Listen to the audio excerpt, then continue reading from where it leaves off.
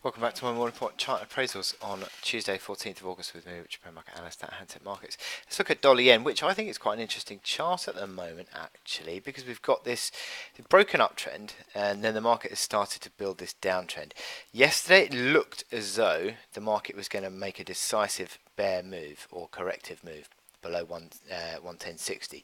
Intraday it made that move, but then bounced 60 pips into the close, and it's bounced again today, testing this downtrend. So the market is sort of at the crossroads, really, possibly, because you've got this resistance that I've talked about previously, 11.15 up to 11 sort of 40, 11.50. 11.50 on the hourly chart, I should say. But 11.15 certainly seems to be a bit of a initial resistance that the market's looked at, and then 11.50, which 11.40, for example, is that old high there. So you've got this resistance overhead, and it's sort of really is testing this downtrend, isn't it?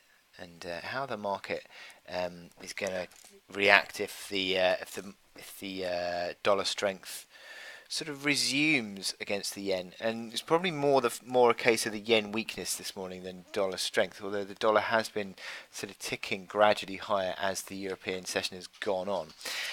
Now you did have a close on the RSI below 45 yesterday. I mean, I compare it to this one back in May, really, 43.20. Yesterday's close on the RSI was 42.60, so it's not a decisive move below 45, but it is certainly still threatening on the cards.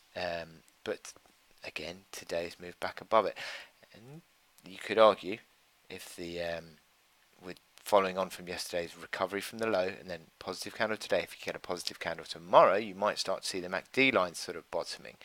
You've already seen the stochastics ticking a slight amount higher. So this could be at a crossroads now with this reaction that we've had in the European session. Looked earlier on as though the market was still a little bit under pressure, as the reaction hadn't really taken off, but it has taken off now, 30 pips up on the day. And again, as I said, if you can break through 11.15, which is this initial resistance that we've had in the last few days, you can break through that, then you might start to see a turnaround gathering momentum, and 11.50 then becomes more of a sort of important resistance within the selling phase, but that would also break this downtrend. So it is interesting. We're waiting to see how this one pans out. And yeah, yen weakness would drive that likely, because I think you're going to see ongoing dollar strength. So I wish you good luck in trading today. I'll speak to you.